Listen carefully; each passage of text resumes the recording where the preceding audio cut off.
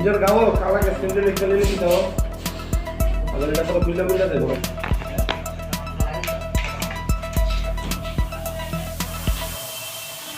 আমরা কাছে একটা গোপন সূত্রে খবর পাই আমরা আর কি যে আসামের এদিক থেকে একটা গাড়ি আইতেছে। গাড়ির নাম্বার হলো AS06B2143।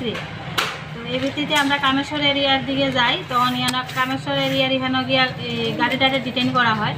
ডিটেইন করার পরে গাড়ির ভিতরে আমরা 3 জন লোক আটক করি এবং গাড়ি সার্চ করার পরে একটা সাবান কেসে 12 গ্রামের মতো হিরোইন পাওয়া গেছে।